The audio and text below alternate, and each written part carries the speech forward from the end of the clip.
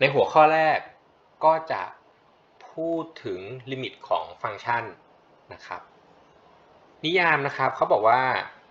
ฟังก์ชัน f นะครับจะมีลิมิตเท่ากับ l เมื่อ x เข้าใกล้ a เขียนเป็นสัญลักษณ์แบบนี้นะครับก็คือว่าถ้า x มีค่าใกล้ a มากๆฟังก์ชัน f(x) เนี่ยจะมีค่าเข้าใกล้ l เน้นย้ำนิดนึงครับว่าคำว่า x เข้าใกล้ a คำว่า x เข้าใกล้ a แต่ว่าไม่เท่ากับ a นะครับเวลาที่เราหาลิมิตคือเราหาบริเวณรอบๆ a แต่ไม่สนใจค่า a เรามาดูตัวอย่างกันอย่างรูปอันนี้นะครับถ้า x 1กับ x 2เนี่ยมีค่าวิ่งเข้าใกล้ a ถ้า x เข้าใกล้ a ทางด้านที่มากกว่า a นะครับกราฟของเราก็จะวิ่งลงมาแนวนี้ถูกไหมครับพอมันวิ่งลงมาแนวนี้นั่นหมายความว่าค่าของฟังก์ชันก็คือวิ่งมาหาที่จุดตรงนี้ก็คือวิ่งลงจาก f(x1) มาจนถึงค่า l ถูกไหมครับวิ่งเข้าหาค่า l ในอีกด้านหนึ่งเหมือนกันครับถ้าเกิดว่า x 2วิ่งเข้าหา a ก็คือวิ่งเข้ามาทางด้านซ้ายมือกราฟของฟังก์ชันก็จะวิ่งขึ้นมาตรงนี้การที่มันวิ่งขึ้นไปตามกราฟตรงนั้นหมายความว่าค่า y ก็คือวิ่งขึ้นจาก f(x 2วิ่งเข้าหา l เพราะฉะนั้นอย่างในรูปลักษณะแบบนี้เราจะเขียนได้ว่าลิมิตของ f(x) เมื่อ x เข้าใกล้ a มีค่าเท่ากับ l ก็คือว่าถ้า x เนี่ยมันใกล้ a มากๆก็คือบริเวณตรงนี้เนาะวิ่งเข้าใกล้ตามค่ากราฟนะครับค่าของฟังก์ชันก็จะวิ่งเข้าใกล้ค่า l นะครับอย่างนี้เป็นต้นอันนี้คือความหมายของลิมิตแต่อย่างที่บอกไปนะครับว่าในการหาลิมิตก็คือว่าเราไม่สนใจค่าของฟังก์ชันที่จุดตรงนั้นเลยนะครับลองมาดูตัวอย่างกันสมมุติว่าเราต้องการหาลิมิตของฟังก์ชัน x กำลัง2ลบ x บวก2เมื่อ x เข้าใกล้2ตอนนี้เราสนใจเมื่อ x เข้าใกล้2เพราะฉะนั้นผมก็เลย list ค่า x ขึ้นมาครับค่า x ที่มันวิ่งเข้าใกล้2คำว่าเข้าใกล้คือเกือบจะ2แต่ไม่เอา2เพราะฉะนั้นสังเกตนะครับว่าผมไม่หยิบเลข2เข้ามาด้วยทางด้านที่น้อยกว่า2ก็ผมสตาร์ตตั้งแต่ 1.8 1.9 ไปจนถึง 1.999 นะครับก็ค่อยๆมากขึ้นจนเข้าใกล้2ในด้านที่มันมากกว่า2ผมหยิบตัวเลขเป็น 2.2 2.1 2.05 ลดลงมาเรื่อยๆจนถึง 2.001 นะครับผมเอาค่า x เหล่านี้ไปคำนวณหาค่าของฟังก์ชันนะครับก็จะได้ค่าของฟังก์ชันตามในตารางอันนี้นะครับทีนี้เราลองมาดูค่าของฟังก์ชันกันครับจาก 1.8 มาเป็น 1.999 เนี่ยค่าของฟังก์ชันมันสตาร์ทที่ 3.44 วิ่งมาเป็น 3.7 3.85 3.97 จนมาถึง 3.997 จะสังเกตเห็นว่าค่าของฟังก์ชันเนี่ยมันวิ่งมาเหมือนจะเข้าใกล้เลข4นะครับทีนี้ถ้าเกิดว่าวิ่งจากทางด้านที่มันมากกว่า2ล่ะเราเริ่มจาก 2.2 ไปจนถึง 2.001 ค่าของฟังก์ชันเป็น 4.64 4.31 4.15 ลดลงมาเรื่อยๆจนถึง 4.003 001 ทางด้านที่น้อยกว่า2ค่าของฟังก์ชันก็วิ่งเข้าหา4ทางด้านที่มันมากกว่า2ค่าของฟังก์ชันก็วิ่งเข้าหา4เพราะฉะนั้นลิมิตของฟังก์ชัน x กำลัง2ลบ x บวก2เมื่อ x เข้าใกล้2เนี่ยมีค่าเท่ากับ4นั่นเองนะครับอันนี้ก็เป็นรูปของกราฟนะครับซึ่งเราจะเห็นว่าถ้ามันเข้าใกล้2ทางด้านที่มันน้อยกว่า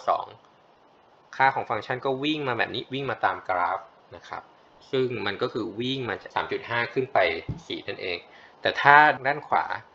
นะครับก็วิ่งมาทางนี้ก็คือวิ่งมาตามกราฟแบบนี้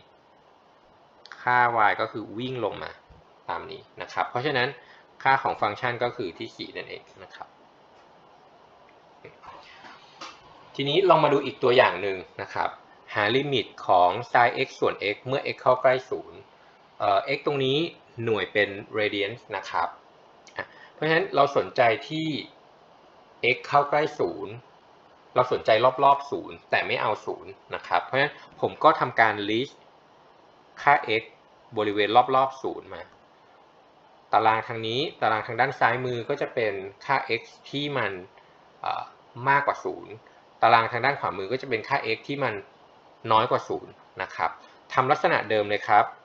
ก็คือค่า x เนี้ยทางด้านที่มันมากกว่า0เนี่ยผมเริ่มที่ 0.5 ไปจบที่ 0.005 ค่าของฟังก์ชันเนี่ยเริ่มที่ 0.9588 ไปจบที่ 0.999996 นะครับเพราะฉะนั้นจะเห็นว่าค่าของฟังก์ชันเนี่ยมันเข้าใกล้เลข1ในด้านตรงกันข้ามครับ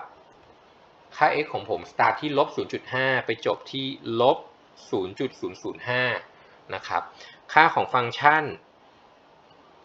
ก็เริ่มจาก 0.9588 วิ่งเพิ่มขึ้นมาเรื่อยๆจนเป็น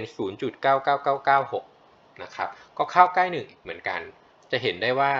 ทั้ง2ด้านเนี่ยไม่ว่าจะมากกว่า0หรือน้อยกว่า0ค่าของฟังก์ชันก็จะวิ่งเข้าใกล้เลข1ทั้งคู่เลยเพราะฉะนั้นเราก็เลยสรุปได้ว่าโอเคลิมิตของ sin x ส่วน x เมื่อ x เข้าใกล้0เนี่ยมีค่าเท่ากับ1นะครับลองมาดูรูปกราฟรูปกราฟนะครับอันนี้ก็จะเป็นกราฟของ sin x ส่วน x ทีนี้ตรง0เนี่ยมันเป็นรูโหว่เพราะว่าอะไรเพราะว่ามันเป็นจุดที่ส่วนด้วย0ถูกไหมครับเพราะฉะนั้น0เนี่ยมันเลยไม่อยู่ในโดเมนของฟังก์ชันตัวนี้นะครับทีนี้เรามาดูแนวคิดของลิมิตกันนะครับเราสนใจลิมิตของฟังก์ชันตัวนี้เมื่อ x เข้าใกล้0ถูกไหมครับเพราะฉะนั้นถ้าเข้าใกล้0จากทางด้านซ้ายนะครับกราฟก็วิ่งขึ้นมาแบบนี้ค่าของฟังก์ชันก็คือวิ่งเข้าหาไอ้เจ้าจุดกลมๆตรงนี้นะครับถ้าเข้าใกล้0ทางด้านขวามือค่าของฟังก์ชันก็คือวิ่งมาแบบนี้มันก็คือวิ่งเข้าหาเจ้าจุดกลมๆตรงนี้เหมือนกันซึ่งจุดกลมๆตรงนี้ก็คือมันอยู่ที่1นั่นเองนะครับเพราะฉะนั้นเราก็เลยสรุปได้ว่าโอเคลิมิตของ sin x ส่วน x นะครับเมื่อ x เข้าใกล้0มันมีค่าเท่ากับ1นะครับตัวอย่างอันนี้เป็นตัวอย่างที่ทำให้เห็นว่าลิมิตไม่ใช่การแทนค่านะครับลิมิตคือการสนใจบริเวณรอบๆนะครับลองดูตัวอย่างอันนี้นะครับตัวอย่างอันนี้น่าสนใจหาลิมิตของ sin π ส่วน x เมื่อ x เข้าใกล้0เหมือนกับตัวอย่างที่แล้วเพราะฉะนั้นผมหยิบตัว x เป็นเซตเดียวกันมาเลยนะครับผมทำเหมือนเดิมครับกดเครื่องคิดเลขหาค่าของฟังก์ชันปรากฏว่ามันได้0หมดเลยทั้งตารางเพราะฉะนั้นนั่นหมายความว่าถ้า x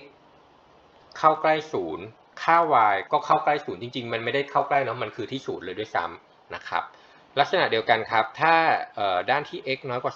0 x เข้าใกล้0ค่า y ก็อยู่ที่0ตลอดเลยเพราะฉะนั้นเราสามารถเขียน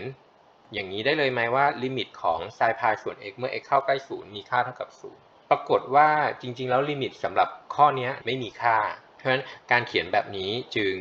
ไม่ถูกต้องนะทีนี้ถามว่าทำไมถึงไม่ถูกต้องลองมาดูค่า x อีกชุดหนึ่งนะครับถ้าเกิดว่าผมเปลี่ยนค่า x จาก 0.15 ค่อยๆลดลงมากลายเป็น 0.0007 ในลักษณะตรงกันข้ามนะครับก็คือผมเริ่มค่า x เป็นลบ 0.15 แล้วก็ค่อยๆเพิ่มขึ้นจนกลายเป็นลบ 0.0007 นะครับทำเหมือนเดิมครับกดเครื่องคิดเลขออกมาได้ค่าของฟังก์ชันทีนี้จะเห็นว่าค่าของฟังก์ชันเนี่ยจาก 0.86 เพิ่มมาเป็น1แล้วก็ลดมาเป็นลบ 0.86 วิ่งมาเป็น0แล้วก็มาเป็นลบ 0.86 มาเป็น 0.97 จะเห็นได้ว่าค่าของฟังก์ชันมันแกว่งไปเรื่อยๆเลยเหมือนกับว่าถ้าเราดูเท่านี้เรามองไม่ออกเลยว่าตกลงแล้วค่าของฟังก์ชันเนี่ยมันวิ่งเข้าใกล้เลขอะไรทางด้านที่น้อยกว่า0ก็เหมือนกันครับก็มีลักษณะที่แกว่งแบบเดียวกันนะครับแต่อย่างที่บอกไปครับว่าลิมิตของเจ้าตัวนี้ไม่มีค่านะครับทีนี้เรามาดูกราฟกันครับว่าทำไมฟังก์ชันตัวนี้นะครับ y เท่ากับ sin π ส่วน x เนี่ยจริงๆ sin ก็เป็นกราฟคลื่นนั่นเองถูกไหมครับทีนี้มันส่วนด้วย x เพราะฉะนั้นคลื่นตรงนี้เนี่ยมันจะมีการแกว่งเยอะมากๆเลยคือยิ่งเข้าใกล้ศูนย์มากขึ้นเท่าไหร่มันจะยิ่งแกว่งหนักขึ้นเรื่อยๆนะครับคำว่าแกว่งก็คือมันไม่เข้าใกล้ค่าอะไรเลยเป็นเฉพาะเจาะจงถูกไหมครับ ก็คือมันจะวิ่งขึ้นวิ่งลงวิ่งขึ้นวิ่งลงอย่างมากเลยนะครับอันนี้เป็นเหตุผลว่าทำไมลิมิตตัวนี้ถึงไม่มีค่านะครับทีนี้เรามาดูอีกตัวอย่างหนึ่งนะครับถ้าเราหาลิมิตของ x กำลัง3บวก cos 5x ส่วนด้วย 10,000 เมื่อ x เข้าใกล้0นะครับทำเหมือนเดิมเลยครับก็คือ list ค่า x มา x ด้านที่มากกว่า0แล้วก็ x ด้านที่น้อยกว่า0กดเครื่องคิดเลขออกมานะครับหาค่าของฟังก์ชันจะเห็นได้ว่าค่าของฟังก์ชันเนี่ยสตาร์ทที่1นิดๆวิ่งลงมาเหลือ0นิดๆถูกไหมครับแล้วก็อีกด้านหนึ่งครับค่าของฟังก์ชันเริ่มที่ติดลบเกือบ1นะแล้วก็ค่อยๆเพิ่มขึ้นมาจนเหลือติดลบนิดนึงเพราะฉะนั้นมันเหมือนกับว่าเอ๊ะมันลูกเข้าใกล้0หรือเปล่านะครับแต่จริงๆแล้วลิมิตของตัวนี้นะครับมีค่าเท่ากับ 0.0001 นะครับไม่ใช่0ลองมาดูกราฟกัน